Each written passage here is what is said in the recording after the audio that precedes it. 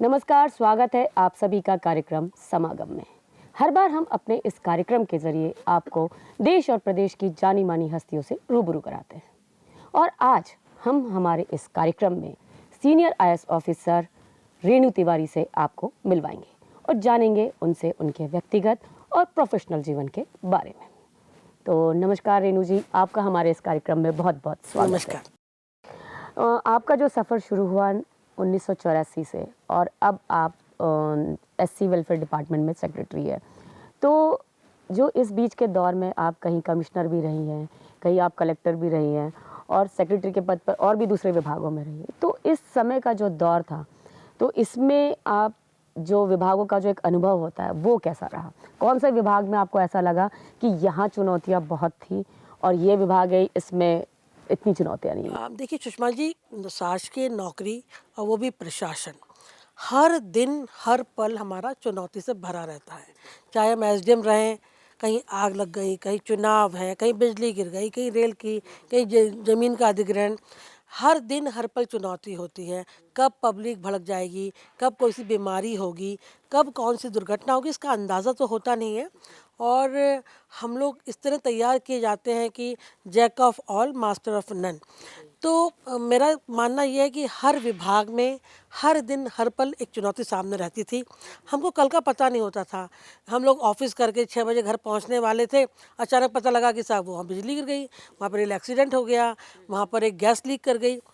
तो मेरा मानना है कि ये प्रशासन जो है, ये समाज के हर पल के लिए सहयोगी होता है और एक टीम वर्क के साथ तालमेल करता हुआ उस पर नियंत्रण करता है, उस पर सहयोग करता है, उसकी मदद करता है। तो हर विभाग में अपनी नई चुनौती और हर पल नई चुनौती, और उसको निपटाने के लिए उसको किस तरह मैनेज करें, वही हमारी नेतृत्व की क्षमता होती है, वही हमारी स्किल होती है। जी। और जब आप अभी लास्ट मुरैना में आप कमिश्नर रही थी, उस समय आपके बारे में बहुत सुना था, आपने कई नवाचार किए थे वहाँ पर और वो एक डकैत एरिया भी है जहाँ पर महिलाएं किसी अच्छी पोस्ट पर होती है तो मेरे ख्याल से डर भी एक रहता है कि कहीं बंदूक लेके लोग वहाँ चलते रहते हैं, कहीं भी गोली चला देते हैं। तो उस समय मतलब कैसा रहा? सुषमा जी, मैं प्रथम चंबल कमिश्नर रही और उसमें मुरैना, भिंड और श्योपुर 3 जिले आते हैं। वहाँ पर लोगों को शस्त्र अस्त्र रखने का शौक़ है, बंदूक रखने का शौक़ है, रिवॉल्वर रखने का शौक़ है। लेकिन ये मुझे एज़ कमिश्नर ऐसा लगता है कि ये एक तरह का पिछड़ापन है, एक तरह की असुरक्षित भावना है। हमको इसको रोकना चाहिए। वहाँ पे अवैध उत्खनन का भी बहुत ज़्यादा वो है, तो हमको सब तरह की अवैध चीज़ें जो होती हैं उनको रोकना चाहिए, शिक्षा पे ध्यान देना चाहिए, लोगों को जागरूक बनाना चाहिए। वो जो इलाका है उसको हमको आगे बढ़ाने के लिए ज़रूरी है। तो मैंने वहाँ पे सबसे पहले बच्चों की शिक्षा पे ध्यान दिया, फिर वहाँ पर मैंने ओपन जिम लगाए, फिर मैंने बच्चों को जा के मोटिवेट करने की कोशिश की और लड़कों को भी मैंने बताया कि ये पुरुषवादी समाज की भावना उचित नहीं है। हम जेंडर बायस नहीं, हम जेंडर इक्वलिटी के समाज में आ चुके हैं। पूरा देश विदेशों में जिस तरह की विकास की दर चल रही है, उससे हमको भी मानसिक विकास करना चाहिए। तो मुझे वहाँ पर फिर मैंने उनका माइंड डाइवर्ट करने के मैंने एक अभियान लगाया, मैं हूँ कबाड़ी। ये सुनने में बड़ा मज़ेदार सा लगता है, लेकिन इसके पीछे मेरी भावना ये थी कि मैं इसलिए नहीं डरती थी वहाँ पे कि मैंने वहाँ पढ़ाई की, मेरे पिता की पोस्टिंग थी, तो वहाँ पे मैंने 8th 9th 10th किया, 11th भी आधा किया, तो उसकी ज़मीन से मेरा जुड़ाव था। और मैंने तो शासन से रिक्वेस्ट की थी अगर आप आयुक्त बनाना चाहते हैं तो चंबल का। तो उस समय अधिकारियों के मन में अजीब सा आया, नेताओं को भी चंबल में महिला, और सबने बड़ा ख्याल भी रखा। जब भी वहाँ आते थे अधिकारी नेता, सब पूछते थे ठीक तो हो, पर वो देखते थे कि मैं बहुत खुश हूँ, मेरा परिवार है वहाँ पे, पूरा मुरैना मेरा परिवार है, भिंड मेरा परिवार है।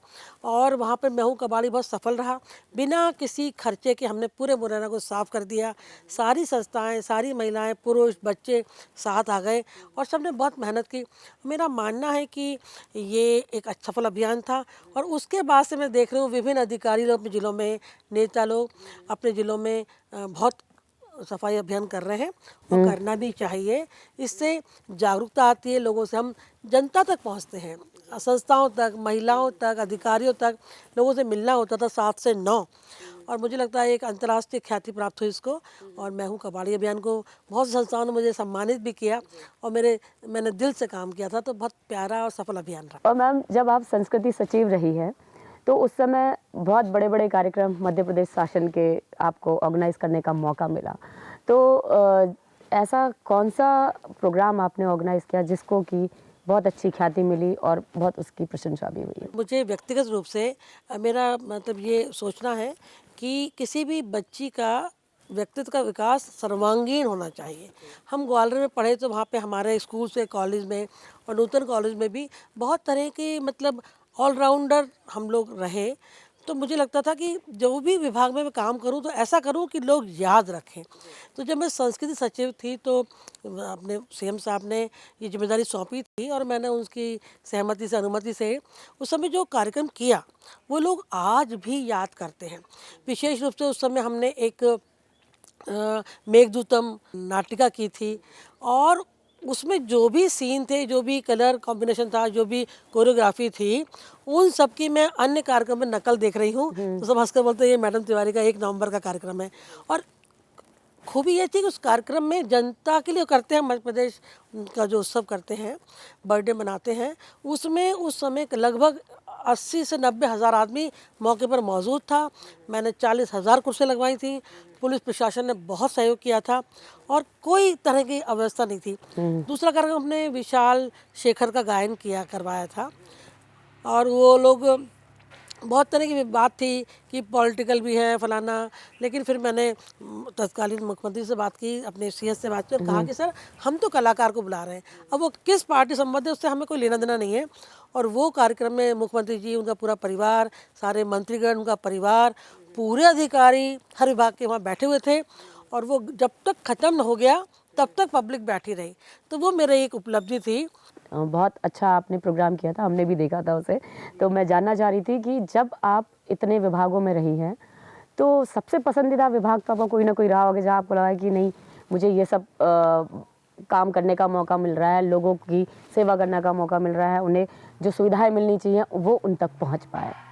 सुषमा जी, ऐसा है कि मैंने जब काम किया तो बहुत सारा प्रेशर रहता है, पब्लिक का प्रेशर रहता है, पीयर प्रेशर रहता है, पीयर ग्रुप का प्रेशर रहता है। लेकिन मैं हमेशा जो भी चाहा वो मैंने किया। तो मेरा ये था कि उसकी वजह से मुझे स्थानांतरण वाली समस्या झेलनी पड़ती है, पर चूँकि मैंने तय कर रखा था कि जो भी विभाग मिलेगा मैं चली जाऊंगी। तो मैं जिस भी नए विभाग में जाती थी उसको मैं एक चैलेंज के रूप में लेती थी, उसको अपना बना लेती थी, कुछ नवाचार करती थी और एक लक्ष्य निर्धारित होता था। तो मैं पसंदीदा कौन, सभी विभाग मेरे बड़े पसंदीदा हैं, सभी कर्मचारी मेरे बड़े अपने हैं। पर फिर भी अगर आप जानना चाहें तो मुझे लगता है एज ए एसडीएम वो बहुत बड़ा चैलेंज होता है। एज ए कलेक्टर बड़वानी बहुत बड़ा चैलेंज था। Chambal commissioner, I was the first lady commissioner, बहुत बहुत बड़ा चुनौतीपूर्ण कार्य था। तो पसंदीदा भी था, शक्ति थी, पावर थी, पहचान थी, लोगों का प्यार था। इसके बाद सचिव संस्कृति का पद और एक और विभाग जब जहाँ मैं थोड़ा कम समय रही किन्हीं कारणों से, पर वो मेरा बहुत पसंदीदा था। मैं चाहती थी कि उसमें और दिन भी रहूं, लेकिन वो हमारे हाथ में होता नहीं है। वो था आयुक्त सामाजिक न्याय अधिकारिता विभाग, क्योंकि उसमें हम सीधे गरीब लोगों और विकलांग या हमारे दिव्यांग, सीनियर सिटीजन और हमारी जो बहनें होती हैं, मजबूर बहनें, उनकी हम मदद करते थे। तो मेरा बहुत पसंदीदा और मैं उनके लिए बहुत अच्छा काम भी कर रही थी। पर और कई बार उसमें कम सुनने दाने में भी आता है मैम कि जो पेंशन की बात रहती है कि वो जो परित्यक्तता होती है या फिर जो वृद्धा लोगों को जो पेंशन मिलती है वो उन तक पहुंचने में बहुत कठिनाई होती है, ये अक्सर सुनने में आता है। देखिए, ऐसा है कि शासन ने बहुत सारी पेंशन की योजना लागू की हैं, भारत सरकार ने भी, मध्य प्रदेश शासन ने भी, और उन तक पहुंचाने का प्रयास भी किया जाता है। और आप जो कह रही हो सच है, लालच होता है व्यक्तियों को, जब वो वृद्ध हुए भी नहीं है वो लेने लगते हैं। तो मैंने मतलब शासन के निर्देश थे पर उसको मैंने बहुत कड़ाई से लागू किया कि सब ऑनलाइन कर दिया। जितने वृद्धाश्रम है सब ऑनलाइन, जितने वृद्धों के नाम फोटो लगाने शुरू किए, उनको जो पैसा मिलता है उसका पूरा हिसाब किताब ऑनलाइन, बैंकों में कसावट लाई। तो अशोकनगर जैसे 2-4 जिलों में बहुत सारे केसेस फर्जी पाए गए, उनका मैंने पूरा पैसा जमा कराया, उनको पेनल्टी लगाई, एफआईआर भी कराई। तो आप सच कह रही हैं कि उस वो जो विभाग है उसमें अगर हम गलती करते हैं या पेंशन में शिकायतें आती हैं तो ये हमारा दुर्भाग्य, ये हमारा फेलुअर है, अधिकारियों का भी और शासन का भी। उस विभाग में इस तरह की घटना नहीं होना चाहिए। जी, तो मैम यहाँ हम लेते हैं एक छोटा-सा ब्रेक और ब्रेक के बाद और भी आपसे बहुत सी बातें करेंगे।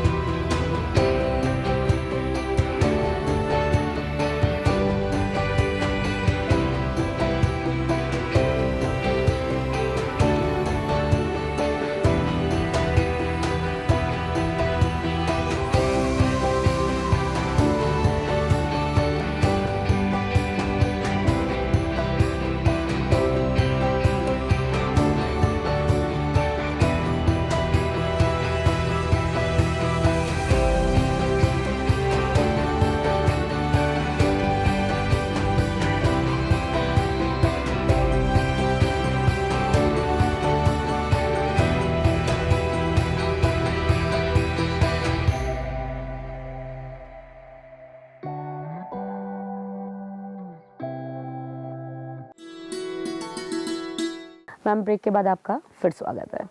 तो मैम अब मैं जानना चाहूँगी जब आप खादी विभाग में थी उस समय आपने खादी उत्सव शुरू किया था, तो उसके बारे में कुछ बताएं कि किस तरीके से शायद उस समय कबीरा ब्रांड भी आप ही ने लॉन्च किया था। जी, मैं एमडी खादी रही। कबीरा ब्रांड मैंने लॉन्च नहीं किया था, मुझसे पहले ही लॉन्च हो गया था, लेकिन मेरे को एक जुनून सा था। जैसे बचपन में हम लोग चाइना का वार भी हुआ तो उस समय हम लोग बच्चे थे और बड़ा देशभक्ति से नारे लगाते थे, तो मुझे खादी के प्रति बड़ा प्रेम था और उस समय खादी थोड़ा कम बिक रही थी। तो उसके लिए फिर मैंने खादी उत्सव और उसको बड़े कल्चर से जोड़ के और फिर मैंने फैशन शोज़ और इसके अलावा विधानसभा में खुद जाके मैंने खादी बेची और तरह तरह के विज्ञापन बनाए, मैंने जिंगल्स बनाए। इतना खादी बेचा कि फिर हमें कम पड़ने लगा और फिर हमने उसको प्रोडक्शन को भी बढ़ाया। इसके अलावा जगह जगह मेले लगाए। एक बार मैं अपनी व्यक्तिगत मतलब शासकीय ट्रेनिंग पर नासिक गई थी, पंचगनी। तो पंचगनी में जब उनको पता लगा कि मैं एमडी खादी हूँ तो सब लोग बोलने लगे कि मैडम अपनी खादी बुलाइए ना, हमको चाहिए। मुझे मेरा सोचना था, फिर मैं सबको मोटिवेट किया, फ़ोटो दिखाए, कैटलॉग भी मैंने जारी किए। तो मैंने यहाँ से बॉक्सेस में भर के ट्रेन से ट्रक से सामान वहाँ नासिक भिजवाया और आपको जानकर मतलब आश्चर्य होगा कि पूरा सामान बिक गया, लड़ाई होने लगी। मेरे को स्टॉल नहीं मिला, मुझे खादी का कुर्ता नहीं मिला, पर एक समय ही ले जा सकते थे, बहुत दूर था, पर पूरा बिक गया था। तो यहाँ के जो लोग ले गए थे वो भी कहने लगे मैडम हम लोग तो अंदाज़ा ही नहीं था इतना बिकेगा। तो मैंने बहुत उसकी मतलब खादी की पहचान मध्य प्रदेश में घर घर तक पहुँचाई। वो मेरी उपलब्धि थी और मुझे बहुत मज़ा भी आया। आज उनके अचार, पापड़, शहद का बहुत प्रचार किया, बहुत बिक्री बढ़ी। फिर मैंने और नए अचार भी इंट्रोड्यूस किए। तो कबीरा ब्रांड को मैंने खूब फैशन डिज़ाइनिंग से जोड़कर और मैंने कई तरह के कैटलॉग बनाए, छपाई के नए जगह जगह से मैं डिज़ाइन लाई, उसको करवाए। तो उस वो लोगों को ना बहुत पसंद आए और बहुत बिक्री भी हुई, लोगों को रोज़गार मिला। और खादी में एमडी रहते हुए जो सबसे बड़ा काम मैंने किया, मैंने ज़्यादातर ट्राइबल लड़कियों को मैंने ट्रेनिंग पे लाके जो हाँ, उनकी एक इसीलिए योजना में आपका नाम बहुत गिना जाता है इस चीज़ में कि आपने महिलाओं को मैकेनिक की ट्रेनिंग देने जी का जो मैंने एक हाँ स्वरोजगार से ये जोड़ते हुए शुरू किया। प्रधानमंत्री जी ने के यहाँ से पीएमओ से आह्वान किया गया था कि सभी आईएएस अधिकारी अपने अपने इनोवेशन को हम तक पहुँचाएं और समय भी दिया था। मैंने फटाफट तैयार किया और मैंने एक ट्रेनिंग की थी जिसमें सभी लड़कियों को मोटरसाइकिल रिपेयर करने की ट्रेनिंग दी, 36 लड़कियों को। एक तो उनको रोज़गार के लिए वो सक्षम हो गई, अपनी रक्षा कर पाई, वो आत्मनिर्भर बनी, उनमें आत्मविश्वास आया और उनको रोज़गार भी मिला। साथ साथ मैंने उन लोगों को किट भी दी थी और वो लड़कियां ट्रेंड हुई, उनको बोलना आया, कस्टमर से बातचीत करना सिखाया, थोड़ी थोड़ी अंग्रेज़ी भी सिखाई। वो लड़कियां बहुत दूर ट्राइबल इलाके से आई थी। उन लड़कियों में जो चेंज आया 3 महीने में, वो अपने आप में उनकी पहचान बना, उनको रोज़गार मिला। और फिर पीएमओ की जो बुक निकली थी न्यू बिगिनिंग्स, उसमें उसको पहचान मिली, उसको शामिल किया गया। वो मेरे लिए बड़ी उपलब्धि थी कि पीएमओ से मेरे इस प्रोजेक्ट को शामिल किया। वो नवाचार अच्छा था और मेरी अपील हमेशा रहती है सबसे कि सभी विभागों में जब भी ट्रेनिंग की बात करें तो लड़कियों को थोड़ा लीक से हटाकर। और जब मैम अब आप एससी वेलफेयर डिपार्टमेंट में हैं, तो यहाँ आपने क्या नया करने की कोशिश की है? एक्चुअली मैं सचिव हूँ मंत्रालय स्तर पे, तो हम लोग हमारे पास जो भी प्रोजेक्ट आते हैं तो हमने अंबेडकर संस्थान में कुछ अच्छा करने के लिए प्रयास किया। कोई भी मुझे फ़ोन आ जाए या कोई जानकारी आ जाए तो मैं उनका काम तत्काल करने के लिए अपने एचओडी को बताऊं और विभागों से तालमेल करूं। जो भी नल जल योजना चल रही है उसके लिए मैंने जो मीटिंग्स होती है उसमें बड़ी प्रभावी भूमिका निभाई। और इसके साथ साथ मतलब जो भी हम अच्छा कर सकते हैं, इसकी एक योजना है बस्ती विकास योजना, तो उसके लिए जितनी भी फाइलें नीचे स्तर पर लंबित थी उन सबको बुला के करके हमने प्रशासकीय अनुमोदन के लिए भेजा। प्रमुख सचिव भी बहुत उसमें रुचि लेती थी। तो इसमें अब बीच बीच में ये जो रोको टोको योजना, कोरोना से बचने के उपाय, जनता को इसके प्रोटोकॉल जारी करना, इनके जो भी प्रोटोकॉल नियम है उसको करना, वो सब किया। किसी भी कोरोना में जो मृत्यु हुई, डेथ्स हुई, उनको सरकार ने जो भी मानदेय देना तय किया है या उनके लिए जो भी राशि तय की है, जो सुविधा देना तय किया है, उसके लिए हमने त्वरित उसमें कार्रवाई की, मीटिंग्स की और कोशिश की कि उनकी फाइल सबसे पहले निपटे। तो एक एक दो दो दिन में उसको हमने किया और इस समय जो पेंडिंग काम हो गया था कोरोना में, उसको समय से पहले निपट जाए, उसकी हमने कोशिश की। मतलब वही हमारा लक्ष्य था कि लंबित कार्य हम निपटा दें, विधानसभा में जो भी क्वेश्चन थे जवाब टाइम पे भिजवा दें, क्योंकि काफ़ी दिन तक थोड़ा निष्क्रिय हो गया था कोरोना में, जी, जी। लॉकडाउन में, तो वो गति में लाया हमने। और मैम अब जैसे आप सेवानिवृत्ति होने वाली है आपकी, तो इसके बाद आपने क्या प्लानिंग की है कि आप इतने विभागों में रही है, इतना सब आपने देखा है कि कहाँ कौन सी कमी है, कहाँ लोगों को प्रॉब्लम होती है कोई भी सुविधा लेने में, तो आप क्या करना चाहती है, क्या करेंगी आप? देखिए मेरे को लोग कह रहे हैं कि मैं 60 की होने वाली हूँ, लेकिन मुझे लगता नहीं है कि मैं 60 जैसी लगती हूँ। मतलब लगती मतलब हूँ अंदर से, मन से। अच्छा। तो मैं सोच रही हूँ कि रिटायरमेंट जल्दी से हो जाए। तो मैं क्योंकि 20 साल में मैंने पेपर लिखा था और 37 साल 6 7 8 महीने बाद में रिटायरमेंट है। इतने वर्षों तो मैं अपनी जो कुछ चीज़ें मैं नहीं कर पाई, वो तो करूँगी, अपने शौक़ पूरे करूँगी। जो भी मेरी एक्टिविटीज़ हैं, गाना, डांसिंग, मुझे बॉक्सिंग भी सीखने का मन है, स्विमिंग भी करना चाहती हूँ। वो सब मैं करने के साथ ही मेरा ऐसा सोचना है कि मेरा अनुभव कुछ लोगों के काम आ सकता है, क्योंकि सरकार के बीच में, जनता के बीच में जो एक लैकुना है, जनता सरकार की बहुत अच्छी योजना है, उसके पात्र लोगों तक नहीं पहुंच पाती है। हो सकता है उनको पता नहीं होता है। तो मैं सोचती हूँ मैं अपना ऑफिस खोलूँगी, एक एनजीओ भी बनाऊँगी और आम आदमी जो अपने काम के लिए ऊपर जाना चाहता है किसी भी कार्यालय में, उसको मैं मार्गदर्शन दूँ, सपोर्ट करूँ। और नहीं होगा तो मैं खुद चली जाऊँगी, मेरे को मालूम है कहाँ कैसे काम कराया जाता है। तो ईमानदारी से, बिना भ्रष्टाचार के उनके काम हो सके, क्योंकि शासन की मंशा है कि काम हो, लेकिन कहीं ना कहीं लैकुना रहता है, जानकारी का अभाव रहता है, बात क्या करनी है, नियम कौन सा है। तो मैं वो लोगों की मदद करना चाहती हूँ। जी। और जब आप सेवानिवृत्ति आपकी जब होगी, उस समय जैसे आपके बच्चे हैं और नाती पोते हैं, उनके साथ कैसे समय बिताना चाहेंगे? देखिए जीवन तो प्रतिदिन जिया जाता है और मैं विश्वास करती हूँ कि आज का ज़िंदगी को आज ही जी लिया जाए। तो मेरे बेटा है, वो जिला महामारी नियंत्रक है, उसकी भी मैं शादी तय कर रही हूँ और लगभग हो गई है।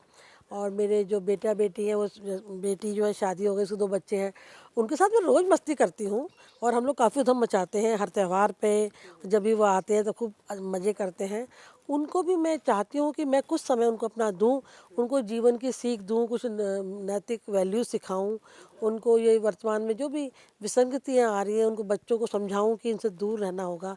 जैसे हमने अपने पूरे जीवन में ऐसा कोई काम नहीं किया जिसमें कोई ये कह सके कि ये भारतीय लड़की है तो उसको ऐसा नहीं करना चाहिए था। हमारी भारतीय संस्कृति को वो उसके साथ जिए और जो आधुनिकता है पूरे संसार की, उसको भी वो सीखें। मैं मानती हूँ कि कपड़ा पहनने से या कोई नॉनवेज खाने से या सिगरेट पीने से या शराब पीने से ये कोई आधुनिकता का प्रतीक नहीं है। ये व्यक्ति की अपनी मर्जी है कि वो अपनी जीवन शैली कैसी निर्धारित करे। वो जैसा चाहे पहने, जैसा चाहे खाए, जैसा चाहे करे, लेकिन हमारे जो इंडियन वैल्यूज़ हैं वो बहुत सालों के, बहुत वर्षों के अनुभव के आधार पर बनाई गई हैं। तो हमको जब कम उम्र के होते तो पता नहीं होता, लेकिन जैसे अनुभव बढ़ता है तो आपको पता चलता है कि यहाँ का जो त्यौहार है, यहाँ का जो खान पान है, यहाँ का जो योगा है, यहाँ का जो, जब पूरे संसार के लोग मान जाते हैं तो फिर हम लोग भी करने लगते हैं। ये तो हमारी ओरिजिनल संस्कृति है, उसको मैं प्रचारित करना चाहती हूँ क्योंकि वो ज़रूरी है। अच्छी जीवन शैली हो, अच्छा खान पान हो, अच्छी मानसिकता हो और खूब एक्टिव लाइफ हो तो ठीक रहता है, मुझे लगता है। तो मैम एक और लास्ट में क्वेश्चन ये है कि आप महिलाओं के लिए क्या संदेश देना चाहिए कि वो किस तरीके से आ गया, क्योंकि आज भी हम देखते हैं कि कई जगह जैसे आपने ट्राइबल से एरिया से लोग लड़कियों को ला के उनको यहाँ पे मोटर मैकेनिक का काम सिखाया, ऐसे ही आप और उनको क्या संदेश देना चाहेंगे? सुषमा जी, मुझे ऐसा लगता है कि कोई भी इलाका हो, चाहे वो ट्राइबल इलाका हो, चाहे वो लड़कियों का पिछड़ा वर्ग का इलाका हो, हर जगह आदमी ना देखकर सीखता है। तो मैं और मेरे पति का ये इरादा है कि हम दोनों मोटरसाइकिल पे, जीप में, कार में, हम लोग ज़िले ज़िले में घूमा करेंगे और लोगों से बातचीत किया करेंगे, उनको मोटिवेट करेंगे।